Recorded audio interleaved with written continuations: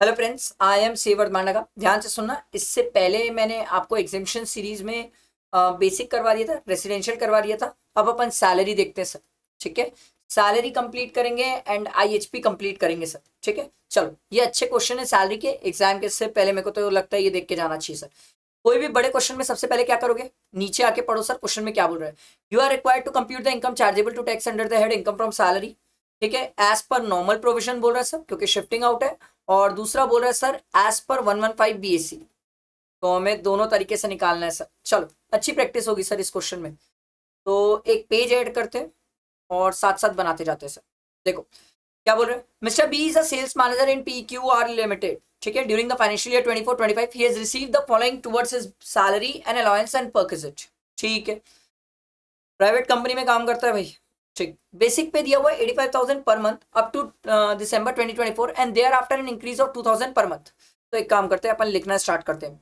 मेरे हिसाब से एक स्टूडेंट को, हाँ, मेरे हिसाब से एक स्टूडेंट को यहां पर स्टार्टिंग में लिख के आना चाहिए, computation of income from salary of mister B for the assessment year 25-26 under normal provision. अगर आप ये लाइन लिख के नहीं आओगे ना एग्जाम में, आप लिख के ले लो, आपका मार्क्स कट जाएगा सर। फिर आप ये सोचते रह जाओगे कि आपका मार्क्स कहाँ कट रहा है। तो ये गलती नहीं करेगा कोई स्टूडेंट, ये गलती नहीं करेगा सर। ये लाइन लिख के आना है। इसी को तो बोलते हैं यार प्रेजेंटेशन। और क्या होता है प्रेजेंटेशन में को, आप ये बताओ सर। ठीक है, प्रेजेंटेशन कोई रॉकेट साइंस चीज नहीं है सर। प्रेजेंटेशन वही है जो आप कर रहे हो, बट उसको प्रॉपर तरीके से नहीं कर रहे हो। बस वही एक गलती है सर। ठीक है, तो यहां लिख लेते हैं पर्टिकुलर्स। यहां लिख लेता हूं रुपए। ये है सर नॉर्मल प्रोविजन के हिसाब से 115 बीएससी के हिसाब से बाद में करेंगे सर। पहले नॉर्मल तो सॉल्व कर ले। चलो सर, मैं थोड़ा रफ साइड से लिखूंगा, आप अभी रफ में ही प्रैक्टिस करेंगे, बाद में एग्जाम में फॉर्मेट में। सबसे पहले इनकम फ्रॉम सैलरी लिख के आओगे एग्जाम में। ठीक है, फुल फॉर्म लिखोगे, ऐसे शॉर्ट में नहीं लिखना। सबसे पहले है बेसिक सैलरी। बेसिक सैलरी हमने बोला सर 85,000 अप टू दिसंबर है। और उसके बाद 2,000 बढ़ गई थी, 87,000 जनवरी फेब और मार्च 3 महीने की हो गई सर। बाकी 9 मंथ्स 85,000 है। तो 85,000 into 9 memory plus 87,000 into 3 memory plus. Sir ये आ रही है 10,26,000। Check basic. डीए दिया हुआ है सर 40%। देखो डीए दिया हुआ है आपको 40% ऑफ बेसिक, बेसिक पे forming part of the retirement benefit. तो इसका 40% 410400 बेसिक हो गया, डीए हो गया। आगे बढ़ते हैं सर। बोनस दिया हुआ है सर 1 मंथ बेसिक पे based on the salary drawn during January month. तो जनवरी में इसकी सैलरी कितनी थी सर, 87 थी सर, क्योंकि जनवरी से ही तो बढ़ी है। तो बोनस 87। एग्जाम में प्लीज कोई शॉर्ट पे मत लिखना, ठीक है, ढंग से लिख के आना। He contribute 14% of his basic pay and DA towards his recognized provident fund and his employer company contribute the same amount. जो ये कंट्रीब्यूट करता है उसकी डिडक्शन एटीसी में मिलती है। जो एम्प्लॉयर कंट्रीब्यूट करता है वो मेरी सैलरी का पार्ट होता है। बट सर 12% तक तो एग्जेम्प्ट है, उसके ऊपर टैक्सेबल होता है सर। तो ये तो 14% कॉन्ट्रीब्यूट किया है। नाइस। ठीक है, तो एग्जाम में हम इसका प्रेजेंटेशन ऐसे करते हैं। अरे ये रेंट फ्री अकोमोडेशन का लिख दिया। आपको यहाँ लिखना है सर रिकॉग्नाइज प्रोविडेंट फंड।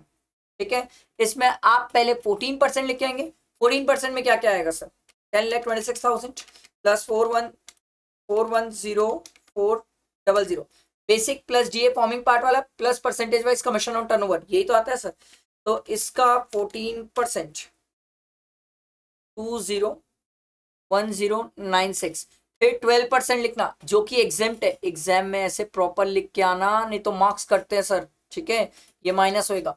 तो 12% डिवाइड बाय 14 इंटू 12 कर लेता हूँ ना। ये आ रहा है सर 172,368। ठीक है, ये माइनस कर लेते हैं अपन 201096 से। तो ये आ रहा है सर 28,728। आया समझ? ऐसे ही प्रेजेंटेशन करना ढंग से लिख के।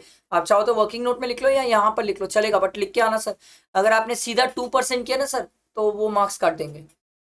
Travelling allowance 5,000 per month towards on duty tours. On duty है सर, एग्जाम है सर, बट हम एग्जाम में कैसे लिखेंगे, ट्रेवलिंग अलाउंस एग्जाम्प्ट। यहाँ वर्किंग नोट लिखोगे या पर यहीं पर नोट लिखोगे सर, जैसे आपको कंफर्टेबल हो सर। अगला रिसर्च एंड ट्रेनिंग अलाउंस। ऐसा कोई एग्जामेशन हमने पढ़ा नहीं है sir. Research and training allowance 3,000 into 12। 36,000। उसके बाद दिया हुआ सर चिल्ड्रन एजुकेशन अलाउंस 600 पर मंथ पर बच्चा for is 2 son and 1 daughter. Sir ये टैक्सेबल है और नॉर्मल प्रोविजन पढ़ रहा हूँ, कोई एग्जेम्पशन भी नहीं है। चिल्ड्रन एजुकेशन अलाउंस सर 600 रुपए into 3 into 12 sir minus exam भी तो है सर। एग्जाम कितना है 100 रुपए पर बच्चा, 2 बच्चा 12 महीने, ये कितना आएगा sir 600 into 3 into 12 memory plus minus 2400, तो ये आ रहा है सर 19,200। ठीक है, ध्यान रखना चिल्ड्रन एजुकेशन अलाउंस का, क्योंकि 115 बीएससी के हिसाब से भी करना है। फिर दिया हुआ है accommodation owned by the PQR limited was provided to him in Hyderabad for the whole year and furniture of 2 lakh was provided from 1 October. मैंने आपको एक बात सिखाई है, रेगुलर क्लासेस में तो बहुत बार सिखाई है सर, कि जब भी रेंट फ्री अकोमोडेशन निकालो, रेंट फ्री एकोमोडेशन की बात हो क्वेश्चन में, हमेशा इसको लास्ट में निकालना। कारण है सर क्योंकि आपको इस पॉइंट के बाद भी कोई अलाउंसेस मिल सकते हैं, और सैलरी मतलब basic plus DA forming part plus bonus plus commission plus all taxable allowances भी होता है sir, plus all monetary benefits भी होते हैं सर, टैक्सेबल मॉनेटरी बेनिफिट्स। तो इसीलिए बोलते हैं रेंट फ्री अकोमोडेशन लास्ट में निकालना चाहिए सर, क्योंकि आप बीच में निकालोगे तो हो सकता है नीचे कोई अलाउंस हो तो आपसे छूट जाएगा, गलती हो जाएगी सर। ये बहुत लोगों से गलती होती है, मैं तो लास्ट में निकालूंगा। अगला पढ़ते हैं, reimbursement of medical expenses on treatment in his private hospital. अरे प्राइवेट हॉस्पिटल है सर, मेडिकल एक्सपेंस टैक्सेबल है सर 15,000।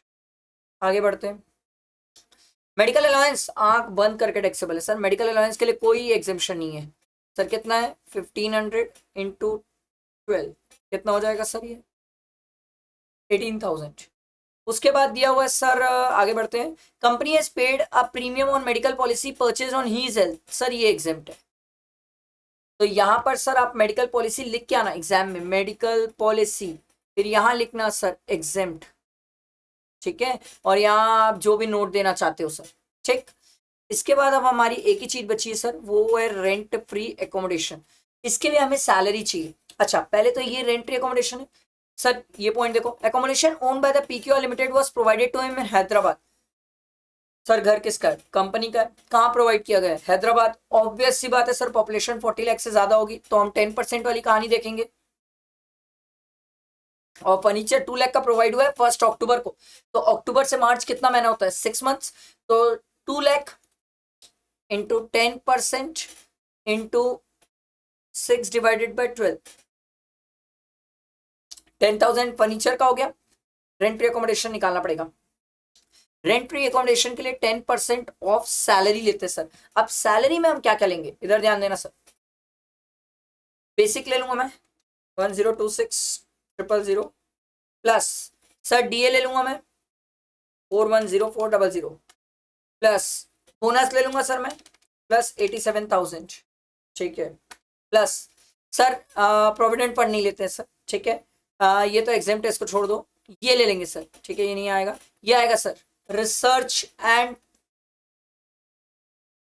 ये है ना अपना क्या नाम था, research and training allowance, research and training allowance plus 36,000 plus sir children education allowance ये भी लेंगे सर, कितना 19,200 ले लेंगे प्लस 19,200। ठीक है, फिर उसके बाद कहानी आगे बढ़ती है, मेडिकल एक्सपेंस नहीं आएगा सर, मेडिकल अलाउंसेस आएगा सर प्लस 18,000 मेडिकल अलाउंस। ठीक है, ये मेडिकल अलाउंस भी ले लूंगा। ठीक है, ये तो एग्जाम टेस्ट को छोड़ दो, तो हमारी सैलरी आ रही है सर 159,660। अब इसका 10% कितना हो जाएगा सर 159,660 और फर्नीचर वाला 10,000। एक पेज ऐड कर लेते हैं, पेज तो लगेगा ही। ठीक है, तो ये आ जाएगा सर 169,660। आया समझ। अब ये आएगा gross salary minus standard deduction 50,000, तो ये हमारा इनकम फ्रॉम सैलरी आ जाएगा।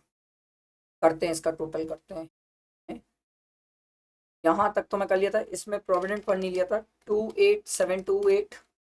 ठीक है, उसके बाद मैं और कुछ तो नहीं बोला, मेडिकल एक्सपेंस का टोटल नहीं लिया था इसमें 15,000 प्लस और कुछ बोला 169,660, ये आ रहा है सर 180,9988। ठीक, माइनस कर लो 50,000, ये आ रहा है 175,9988। समझ आया। अभी तो 115 बीएससी के हिसाब से बचा है सर, 115 BAC। अब इसमें क्या चेंजेस आएगा? सबसे पहले इनकम फ्रॉम सैलरी से चालू करते हैं सर। कितना निकाले थे? 175,99,88। इसमें अपन माइनस कर लेंगे स्टैंडर्ड डिडक्शन, क्योंकि स्टैंडर्ड डिडक्शन 25,000 एक्स्ट्रा और मिलती है सर। ठीक, प्लस कर लेंगे चिल्ड्रन एजुकेशन अलाउंस, जो आपने 2400 का एग्जेम्पशन लिया है वो नहीं मिलता है 115 BAC में। और क्या चेंज आएगा भाई? और क्या चेंज है सर? एक ये चेंज हो जाएगा सर। आपको कैसे समझ आया ये चेंज होगा? सर रीजन ये है सर, जो रेंट्री अकोमोडेशन आपने निकाला है उस रेंट्री अकोमोडेशन में चिल्ड्रन एजुकेशन अलाउंस का एग्जेम्पशन के बाद ये वाली अमाउंट ली थी, बट जब अभी अपन 115 BAC के हिसाब से करेंगे तो रेंट्री अकोमोडेशन में ये वाली अमाउंट लेंगे सर चिल्ड्रन एजुकेशन की। तो ये 21,600 है सर। तो अब हमें देखना पड़ेगा ना सर। अपन एक काम करते हैं, प्लस कर लेते हैं रेंट फ्री एकोमोडेशन, जो ऊपर निकाले अपन, कितना निकाले ऊपर? 169,660, 169,660 माइनस करेंगे सर रेंट फ्री एकोमोडेशन ही माइनस करेंगे, बट यहाँ पर 10% ऑफ सैलरी निकालना पड़ेगा। और यहाँ पर सैलरी मतलब क्या क्या होगा सर? सैलरी मतलब सब सेम ही होगा सर, बस चिल्ड्रन एजुकेशन अलाउंस में कितना लोगे सर? 21,600। तो कर लेते हैं टोटल। एक मिनट, ये तो सैलरी मतलब आप निकाल के रखे हो ना, 159,660 प्लस कर लो 2400। और क्या, यही तो कहानी होने वाली है सर। 2400 की एग्जामेशन नहीं मिलेगी तो सैलरी आ जाएगी 1599,000। ठीक है, इसका 10% कितना हो जाएगा सर? 1599,000 प्लस 10,000 फर्नीचर का तो अभी भी मिलेगा ही सर। तो ये प्रैक्टिकली कितना हो जाएगा? 10% प्लस 10,000, 1699,000। आया समझ? तो अब ये अपन कर लेते हैं। अब अपन इसका 175,99,88 माइनस 25,000 प्लस 2400 माइनस 116,9,660। ठीक है, ये प्लस होगा, प्लस कर दिया था, प्लस 169,660 माइनस 1699,000। तो ये आ रहा है सर 173,7,148। ये आपका इनकम फ्रॉम सैलरी। समझ आया? मस्त क्वेश्चन था, अच्छा क्वेश्चन था मेरे हिसाब से। स्टूडेंट के प्रैक्टिस करके जाने लायक क्वेश्चन है, ताकि एग्जाम में गड़बड़ ना हो। क्लियर हुआ? और सैलरी का एक और क्वेश्चन है, वो भी करेंगे। सैलरी का एक और क्वेश्चन है, ध्यान देना। देखो, पहले नीचे आके क्वेश्चन में पढ़ो उनको क्या बोल रहे हैं। You are required to compute her total income for the assessment year 25-26, clearly showing all workings. Ignore section 115 BAC provision. मतलब हमें नॉर्मल चलना है, तो पेज ऐड कर लो, क्योंकि बिना पेज के सैलरी का क्वेश्चन कैसे बनेगा? चलो ध्यान दो, क्वेश्चन क्या बोलता है। Miss Nilima, a resident of Delhi, was employed with Element Limited up to 15 March 1993. ठीक है, at the time of leaving Element Limited, she was paid 3,50,000 as a leave salary, out of which 59,000 was exempt from tax under section 1010 AA। तो sir ये 59,000 की तो पहले ही exemption claim करके बैठी है। नाइस, मतलब लीव सैलरी इस बार भी मिली होगी, और इस बार जो मिली होगी सर, जो लिमिट होगी उसमें 59,000 हटा देना सर, क्योंकि वो 59,000 की लिमिट तो नहीं मिलेगी सर। ठीक है, thereafter she join CPCD private limited and receive 4,14,000। ये लो पहली लाइन में मिल गया। At the time of retirement on 31 December को जब रिटायर हुआ तो उसको 4,14,000 का लीव सैलरी मिला। ठीक है, in addition she received a gratuity of 12 lakh from the employer. Gratuity भी मिला है भैया, gratuity. And she was not covered by the payment of gratuity act. ठीक है, she was not covered by the payment of gratuity act. The following information is available. देखो, average salary receive during the 11 months ending on 31 December sir. Last 11 month की salary दी है, but हम जब leave salary के लिए लेते हैं तो 10 मंथ्स का एवरेज लेते हैं, 11 का नहीं लेते हैं, ध्यान रखना सर। 10 मंथ्स का एवरेज लेंगे सर। ठीक है, 10 मंथ्स। तो फेब से जुलाई तक की सैलरी दी हुई है, अगस्त से दिसंबर तक की सैलरी दी हुई है। ड्यूरेशन ऑफ सर्विस दिया हुआ है sir 14 years 7 months। Okay, leave entitlement for every year of service 45 days। इससे हमें कोई मतलब नहीं, हम 30 days लेते हैं। Leave availed while in services 90 days, इसने 90 डेज की लीव अवेल की है। Leave at her credit at the time of retirement, 18 months की लीव इसके पास क्रेडिट पड़ी हुई है, ठीक है। She received 5,20,000 from unrecognized provident fund of which she was a member. This constitutes employees contribution 2 lakh. Employer contribution, employer का contribution और उसका जो इंटरेस्ट होता है वो सैलरी में टैक्सेबल होता है। एम्प्लॉय का जो कॉन्ट्रीब्यूशन है वो ऑलरेडी टैक्स लग चुका होता है क्योंकि वो अपनी सैलरी में से ही देता है। बट एम्प्लॉय का जो कॉन्ट्रीब्यूशन में इंटरेस्ट मिलता है वो आईयूएस में जाता है, तो वो आईयूएस में हम लेके जाएंगे, ठीक है। बस तो हमें ये क्वेश्चन में इनकम फ्रॉम सैलरी निकालना है। चलो तो सर सबसे पहले तो वही स्टार्टिंग की जो लाइन मैं आपको बताया वही लाइन आप लिख के आओगे सर एग्जाम में, ठीक है, ये आगे की कहानी, ठीक है।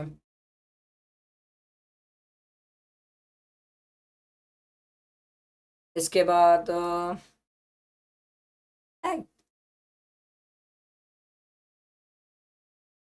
सर यहाँ ये बहुत फास्ट नहीं हो, बस फिगर्स लिखने में दिक्कत आएगी।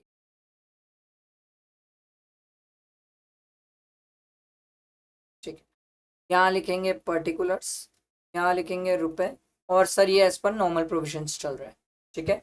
तो नॉर्मल प्रोविजन सबसे पहला बेसिक सैलरी, तो बेसिक सैलरी इसकी कितनी है सर, ये दिसंबर को रिटायर हो गए सर, तो दिसंबर को रिटायर हो गए तो 9 मंथ्स ही तो काम किए सर, तो इसकी सैलरी 31 जुलाई तक 22,600 थी। तो अप्रैल मई जून जुलाई 4 महीना, तो 22,600 into 4 memory plus, and 22,900 into 5 memory plus, memory recall किए तो इसकी सैलरी आ रही है सर 204900। आप यहाँ पर सर वर्किंग दिखा सकते हैं सर, ठीक है। उसके बाद बेसिक के बाद क्या दिया हुआ है सर, बेसिक के बाद क्या दिया हुआ है, यहाँ तो डीएवीए वाली कोई बात ही नहीं है सर, सीधा आपको ग्रेचुटी और लीव इन कैशमेंट दिया हुआ है, लीव सैलरी दी हुई है, तो ग्रेचुटी कर लेते सर, ठीक है। आप चाहो तो लीव सैलरी भी कर सकते हो, कोई ऐसा इशू नहीं है। ग्रेचुटी में ये ग्रेचुटी एक्ट में कवर्ड नहीं है। ग्रेचुटी निकालने का तरीका याद है सर, ग्रेचुटी हम कैसे निकालते थे, सबसे पहला सिंपल, कितना एक्चुअल ग्रेचुटी रिसीव्ड हुआ है 12 लाख, सर एग्जाम कितना है 20 लाख। तीसरा, ये ग्रेचुटी एक्ट में कवर्ड नहीं है सर, तो half into average salary, half into average salary. तो एवरेज सैलरी कैसे निकालते थे सर, जिस मंथ ये रिटायर हुआ है उसके पहले वाले मंथ से लेके 10 महीने तक की सैलरी देखते थे सर, ठीक है। तो ये रिटायर हुआ है दिसंबर में, तो दिसंबर से 1 महीना पहले मतलब नवंबर, नवंबर से अपन 10 मंथ्स की सैलरी का एवरेज लेंगे, मतलब आप लोगे फेब से लेके नवंबर तक, ठीक है। और इसकी सैलरी बीच में चेंज भी तो हुई है सर, तो देखो फेब से जुलाई तक इसकी 22,600 थी, तो फेब मार्च अप्रैल मई जून जुलाई, सर 6 मंथ्स इतनी थी, ठीक है। तो यहाँ लिख लेते हैं क्योंकि लिखना पड़ेगा, ये 6 मंथ्स थी प्लस इसकी सैलरी 22,900 इंटू 4 मंथ्स है, ठीक है, डिवाइडेड बाय 10 कर लेंगे, तो ये average salary into completed year of service, fraction ignored है सर, तो 14 ईयर्स कंप्लीटेड है सर, तो ये कितना आ जाएगा, करना पड़ेगा 22,600 into 6 memory plus 22,900 into 4 memory plus memory recall divided by 10 divided by 2 into 14, ये आ रहा है सर 159,040।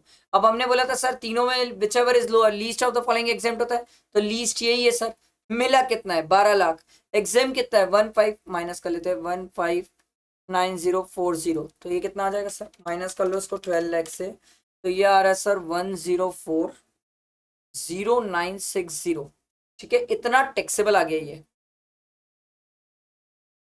चलो ग्रेचुटी तो निकल गई सर 104,0960, क्लियर हुआ ग्रेचुटी का। ग्रेचुटी के बाद इसमें इस क्वेश्चन में लीव सैलरी है सर, चलो लीव सैलरी के लिए मेहनत करेंगे,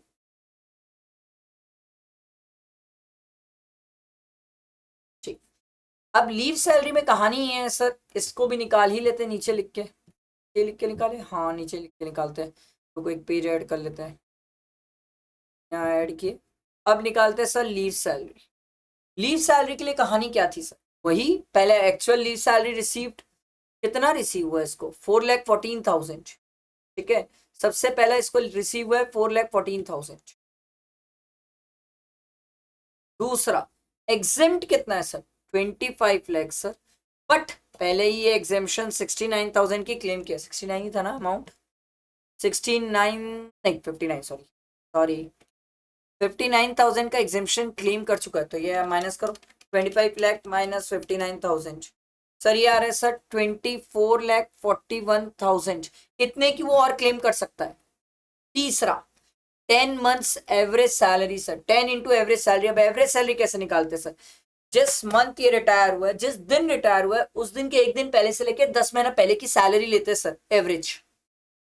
तो ये हुआ है 31 दिसंबर को रिटायर, तो 31 दिसंबर से एक दिन पहले मतलब 30 दिसंबर, 30 दिसंबर से 10 मंथ्स पहले की सैलरी ले लेंगे।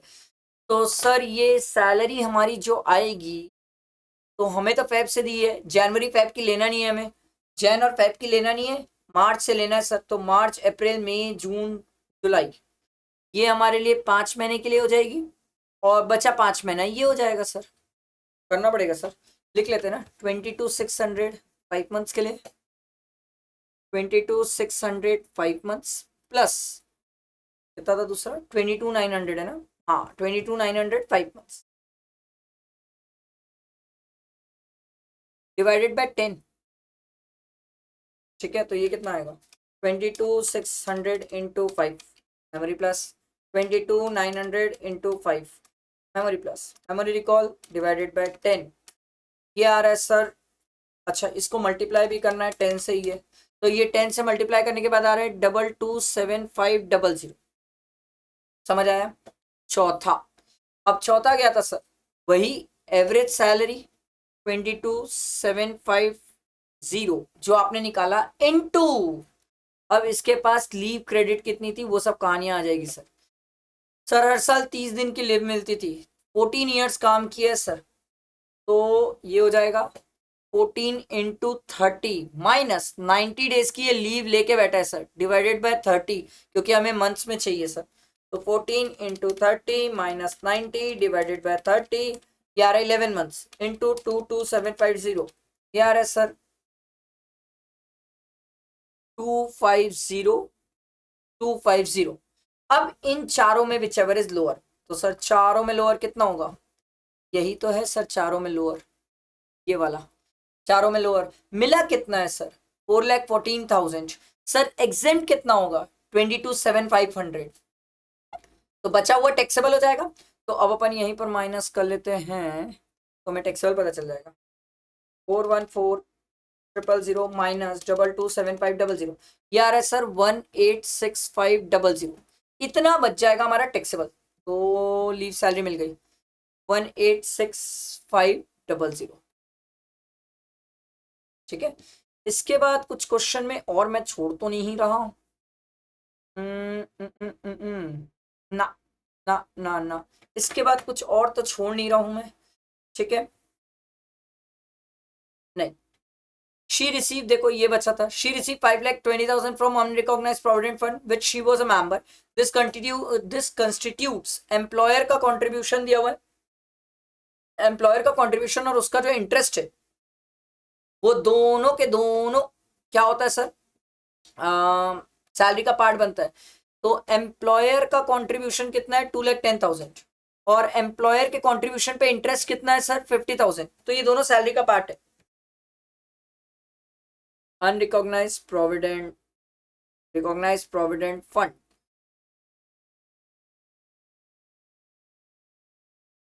एम्प्लॉयर कंट्रीब्यूशन 2,10,000, उसका इंटरेस्ट भी है सर 50,000, ठीक है, ये कर लेंगे तो हमारा ग्रॉस सैलरी आ जाएगा सर, हाँ करना पड़ेगा, आ रहा sir 204900 plus 1040,960 plus 186500 plus 2 lakh क्या हुआ प्लस 2,10,000 प्लस 50,000। सर ये हमारा आ रहा है ग्रॉस सैलरी 1,692,360, ये ग्रॉस सैलरी है। अब इसमें स्टैंडर्ड डिडक्शन माइनस कर लो सर 50,000, तो ये आ जाएगा माइनस 50,000 किया तो 1,642,360, ये इनकम फ्रॉम सैलरी आ गई। अच्छा इसमें आईयूएस की इनकम भी आएगी। आईयूएस की इनकम क्या होगी सर? एम्प्लॉय के जो कंट्रीब्यूशन से इंटरेस्ट मिला है, एम्प्लॉय का जो कंट्रीब्यूशन है उससे जो इंटरेस्ट है, ये आईयूएस में आएगा सर। समझ आया? बैठा दिमाग में? क्लियर हुआ ये सबको? ठीक है, अच्छा क्वेश्चन था मेरे हिसाब से, अच्छा था, अच्छी प्रैक्टिस करवाया आपसे। सैलरी यहाँ पर हमने कंप्लीट किया। ये सैलरी के दो अच्छे क्वेश्चन, बेस्ट क्वेश्चन, जिनको मेरे हिसाब से तो आपको एग्जाम में देख के जाना चाहिए, सेफ साइड पे रहोगे।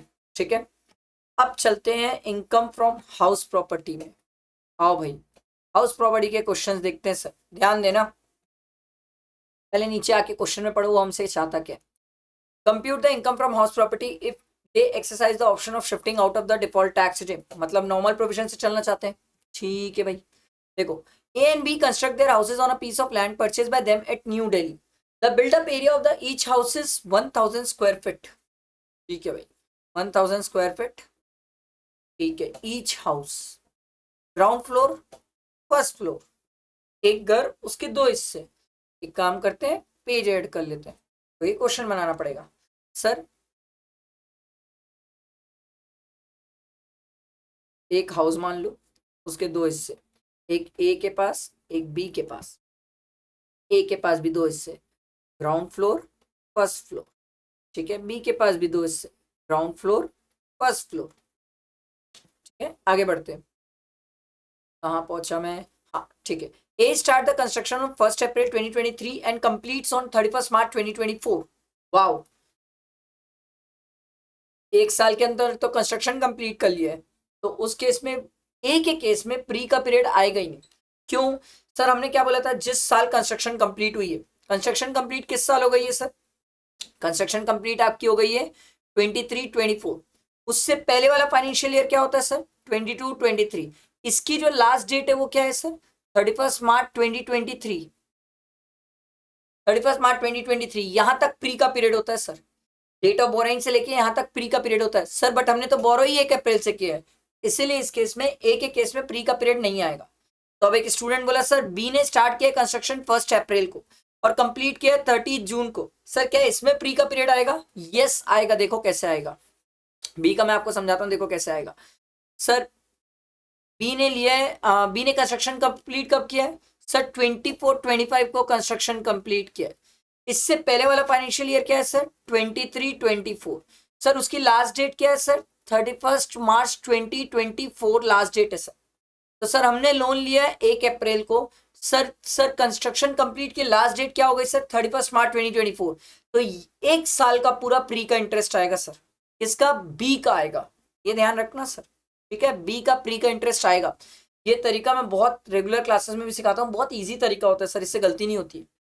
And let out the first property, first floor उसने लेट आउट किया at a rent of 15,000 per month. The tenant vacate the house on 31st December 2024 and B occupies the entire house during the period January to March. Sir ये vacancy का case नहीं है, any other reason है sir, क्योंकि ये खुद self occupied कर लिया सर। तो इस केस में बी एक फ्लोर पे खुद रहता है शुरू से। चलो देखो, ये सेल्फ ऑक्यूपाइड है, ये लेट आउट प्रॉपर्टी है। अच्छा ये लेट आउट भी ना 15,000 पे, कितने मंथ्स के लिए पता है?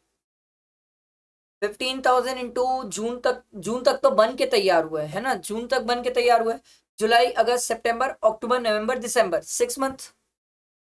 तो 6 मंथ, इसको 6 मंथ्स का रेंट मिला 90,000। ठीक है, ये तो सेल्फ ऑक्यूपाइड, तो इसकी तो एनुअल वैल्यू NAV नील है सर। इस पे क्या सोचना?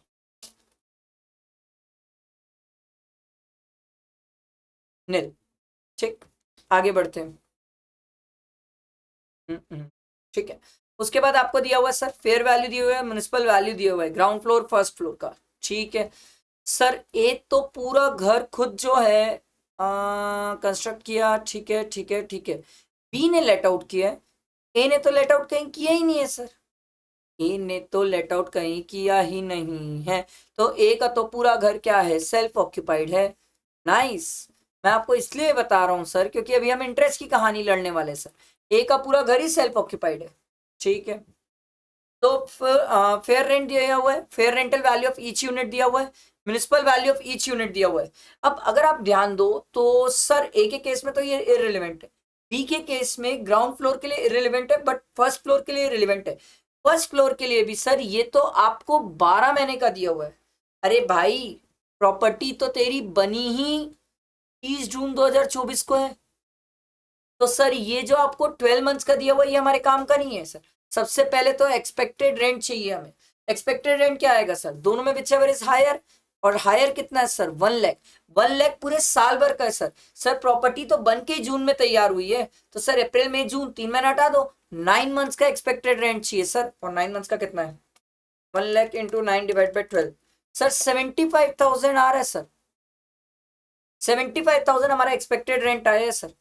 ये तो ARR है, एक्सपेक्टेड रेंट 75,000 है सर। तो GAV इज इक्वल टू क्या हो जाएगा, ARR हो जाएगा सर। तो GAV is equal to ARR, क्योंकि सर 90,000 बड़ा है सर, तो 90,000 हो जाएगा सर। आ रही बात समझ। आगे बढ़ते हैं क्वेश्चन में। Municipal tax paid by A irrelevant है क्योंकि सेल्फ ऑक्यूपाइड है। बी के केस में रिलेवेंट है, बट बी का 8,000 पूरे घर का है सर। इसके भी 2 हिस्से करना पड़ेगा ना sir, ground floor first floor. तो ये 4,000 माइनस कर लेंगे यहाँ पर, तो ये हमारा आ जाएगा सर 86,000। ठीक है, ये हमारी NAV आ गई, माइनस कर लो 30%। 86,000 इसका 30% सर 25,800 आ जाएगा। माइनस करेंगे इंटरेस्ट, अब वही बचा हुआ है क्वेश्चन में। देखो रिपेयर एंड मेंटेनेंस चार्जेस ये तो इररिलेवेंट है sir. A has availed a loan of housing loan of 20 lakh at the rate of 12% on 1 April 2023। तो ए का तो हमने बोला था साल भर का इंटरेस्ट लगेगा सर। साल भर का इंटरेस्ट कितना होगा, 20 लाख का 12% कितना होता है सर, 2,40,000। पर सर सेल्फ ऑक्यूपाइड प्रॉपर्टी है, मैक्सिमम इंटरेस्ट कितना क्लेम कर पाओगे सर, 2 लाख। तो ए का तो लॉस ही आ जाएगा 2 लाख का, ठीक है। बी का केस में B has availed a loan of 12 lakh at the rate of 10% on 1 July 2023 and no repayment has been made till March 31 March 2025। तो 1 जुलाई को लोन लिया है सर ये, तो इसका 1 जुलाई, एक मिनट इधर ध्यान दो, आप ध्यान देना सर, ठीक है। 1 जुलाई से लोन लिया है, 1 जुलाई से लेके 31 मार्च 2024 तक तो इसका प्री का पीरियड था। तो अप्रैल मई जून 3 महीना हटा दो, तो sir 12 lakh into 10% into 9 divided by 12 कितना हो जाएगा sir, 12 lakh into 10% into 9 divide by 12, ये आ जाएगा सर 90,000। ये आपका प्री का इंटरेस्ट आया सर। ये तो आपने प्री का इंटरेस्ट निकाला है, डिवाइड बाय 5 कर दो क्योंकि एक बार में पूरा नहीं मिलता, डिवाइड बाय 5 कर दो, तो ये 18,000 प्री का इंटरेस्ट जो मिलेगा आपको। अब पोस्ट का इंटरेस्ट सर, पोस्ट का इंटरेस्ट कितना है सर, 1,20,000। अच्छा एक बात हमेशा याद रखना, ये 1,20,000, एक बात हमेशा याद रखना, जहां प्री का पीरियड खत्म हुआ, हमारा प्री का पीरियड कहाँ खत्म हुआ था सर, ये रहा सर डेट, ये हमारा प्री का पीरियड खत्म हुआ था। तो पोस्ट का कहां से चालू होगा सर, पोस्ट का चालू होगा 1 अप्रैल 2024 से सर। जहां से प्री का खत्म हुआ वहां से पोस्ट का चालू, तो 1,20,000 पोस्ट का इंटरेस्ट प्लस 18,000 प्री का इंटरेस्ट, ये पूरे घर का है। तो ये आ जाएगा 1,38,000 डिवाइड बाई 2, क्योंकि ग्राउंड फ्लोर फर्स्ट फ्लोर है, तो 1,38,000 डिवाइड बाई 2 69,000। यहां पर 69,000 का इंटरेस्ट माइनस करोगे तो 69,000 का लॉस आ जाएगा, और यहाँ 69,000 का इंटरेस्ट माइनस करोगे तो कितना आएगा, 86,000 माइनस 30% माइनस 69,000, ये आ रहा है सर 8,800 का लॉस आ रहा है। आ रहा है समझ, बैठा दिमाग में कैसे हुआ ये क्वेश्चन। अच्छा क्वेश्चन था, मेरे हिसाब से गलती होने के बहुत स्कोप है बी वाले पार्ट में। बी में जो अपन ने ये कैलकुलेशन किया ना सर, यहाँ पर गलती होने के स्कोप है, बाकी तो ऐसा सच कोई गलती ना हो। आई होप समझ आ गया होगा ये क्वेश्चन कैसे बना, क्लियर हुआ। आओ देखते हैं। ये देखो सर ए का ये कहानी दिया हुआ है, बी का ये देखो सर 69,000, ये 69,000 धोखे से लिखा हुआ है सर, ये 8800 होगा। ठीक है, क्लियर हुआ सबको? ठीक, चलो ये आईएचपी का एक और क्वेश्चन, इसके बाद आईएचपी खत्म। And believe me this is the best ultimate question. अगर कोई स्टूडेंट एग्जाम के पहले आईएचपी का ये क्वेश्चन करके नहीं जा रहा है तो वो टाइम पास कर रहा है सर। बेस्ट क्वेश्चन है ये आईएचपी का, ध्यान देना। देखो पहले नीचे आके पढ़ो क्वेश्चन में क्या बोल रहे हैं। Compute the income total income of mister Ravi for the assessment year 25-26 assuming that mister Ravi exercise the option of shifting out of the default tax regime. मतलब ये नॉर्मल प्रोविजन से चल रहा है। ठीक है भाई, ध्यान दो। Mister Ravi, a resident and an ordinary resident in India, owns a let out house property having different flat in Kanpur, ठीक है, which has municipal value of, देखो भाई municipal value कितनी दी हुई है 27 लाख, स्टैंडर्ड रेंट दिया हुआ है 29,80,000, market value of the similar property 30 lakh. अगर मैं चाहूं तो क्या मैं एक्सपेक्टेड रेंट निकाल सकता हूँ? यस, एक बार एक पेज ऐड कर लेते हैं, लगेगा हमें। सर सबसे पहले एक्सपेक्टेड रेंट चाहिए सर, और एक्सपेक्टेड रेंट कैसे आएगा सर? एकदम simple sir, municipal value fair rent दोनों में विचएवर इज हायर, तो हायर कितना है सर 30 लाख, उसको कंपेयर किए स्टैंडर्ड रेंट से, दोनों में विचएवर इज लोअर, तो स्टैंडर्ड रेंट 29,80,000 है। लो भाई, तो एक्सपेक्टेड रेंट तो 29,80,000। इस क्वेश्चन में एक्सपेक्टेड रेंट निकालना मेन थोड़ी के सर, इस क्वेश्चन में एक्चुअल रेंट रिसीव्ड रिसीवेबल निकालना मेन है। अब देखो annual rent was 40 lakh sir, साल भर का रेंट 40 लाख था, which includes 10 lakh pertaining to different amenities provided in the building.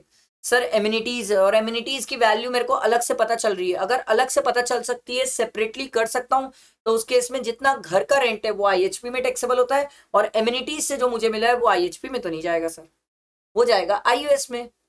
ठीक है, तो 30 लाख रेंट का हो गया, 10 लाख एमिनिटीज का हो गया। तो भैया यहाँ पर आईयूएस की भी इनकम है, और आईयूएस की इनकम में सर 10 लाख एमिनिटीज का। ठीक है, ये इसको मैं एमिनिटीज लिखते हैं, एमिनिटीज का। आगे बढ़ते हैं। Pertaining to different amenities provided in the building, one flat in the property annual rent जिसका 2,40,000 है, एक फ्लैट जिसका एनुअल रेंट 2,40,000 है, जो 4 महीना खाली रहा, remain vacant for 4 months during the previous year. ठीक है, 4 months खाली रहा।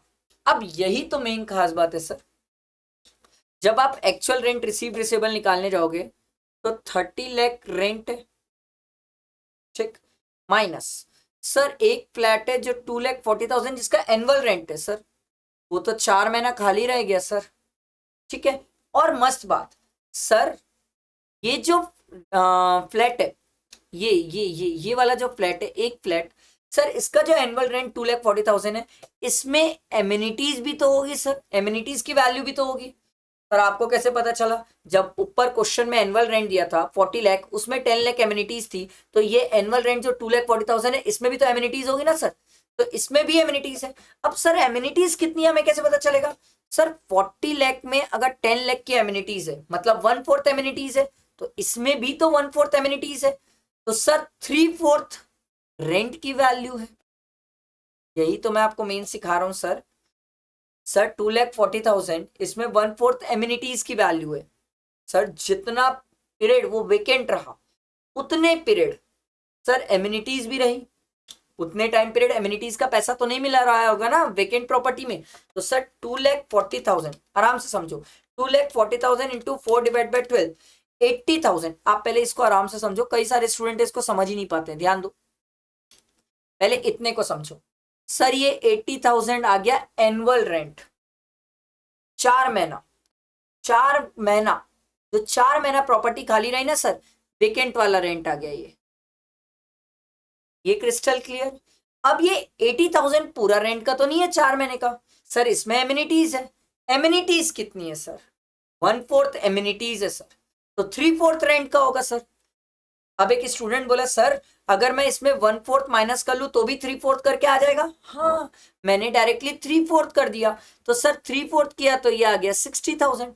मतलब 4 महीना जो प्रॉपर्टी खाली रही, उस 4 महीने के प्रॉपर्टी का रेंट 60,000 है। यही तो किया मैंने सर। 2,40,000 पूरे साल भर का था, 4 महीना प्रॉपर्टी खाली रही, तो 4 महीने का रेंट होता है सर 80,000। सर उस 80,000 में भी तो एमिनिटीज मिली हुई है सर 1/4, तो 1/4 एमिनिटीज हटा दिया मैंने, 3/4 ले लिया, तो 60,000 रेंट का है। तो 30 लाख माइनस 60,000, 30 लाख माइनस 60,000, ये आ रहा है सर 29,40,000। यही सबसे सबसे प्यारी बात है सर इस क्वेश्चन की। बाकी GAV is equal to sir ARR होगा सर। सर क्यों? वैकेंसी का केस है और वैकेंसी के केस में हम सीख क्या है sir, GAV is equal to ARR होता है। इसके बाद तो बच्चा भी कर लेगा, क्या ही बड़ा बच्चा इसके बाद सर। इसके बाद कोई ऐसी बड़ी बात नहीं बची सर। जीएवी आ गया आपका 29,40,000, ये आपका जीएवी आ गया। माइनस कर लो सर इसमें म्युनिसिपल टैक्स वगैरह, बट वो सब अपन बाद में करेंगे। अभी एक मिनट ध्यान दो मेरे तरफ। 60,000 रेंट का था, 80,000 में से 60,000 रेंट का था, तो 20,000 एमिनिटीज का था। सर जब 4 महीना फ्लैट खाली रहा होगा तो आत्मा तो आके 20,000 रुपए आपको एमिनिटीज का नहीं दी होगी ना सर। तो आपको प्रैक्टिकली 20,000 की एमिनिटीज का भी लॉस हो गया होगा।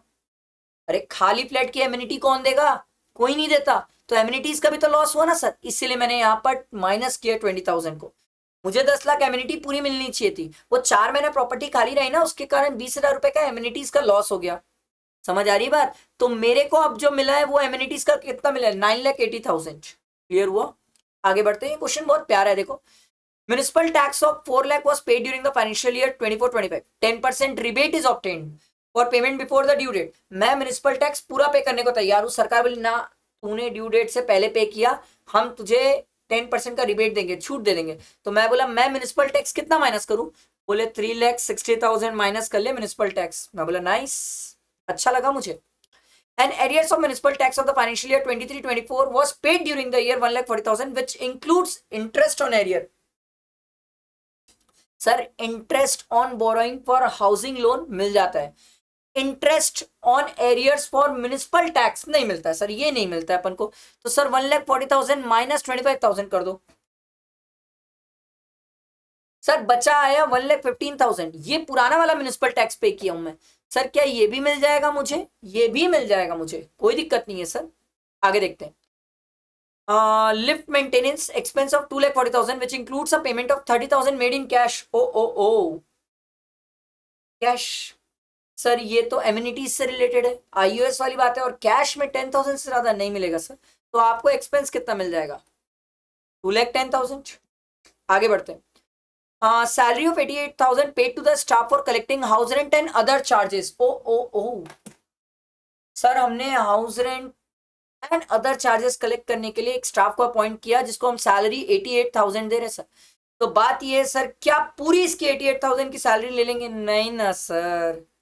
जब हम अदर पर्पस के लिए हम इसको अपॉइंट किए तो अदर पर्पस कितना था सर? 1/4 ही तो था, एमिनिटीज 1/4 थी। तो इसकी सैलरी जो एक्सपेंस हम क्लेम कर पाएंगे वो भी कितना क्लेम कर पाएंगे?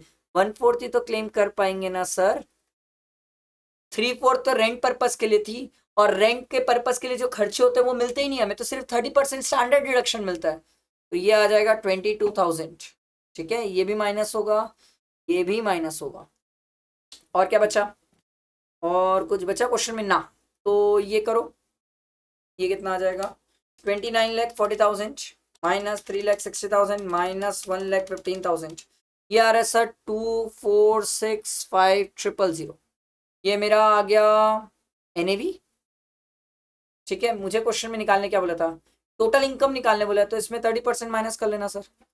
30% माइनस कर लो 30%, तो ये आ जाएगा सर 172,550।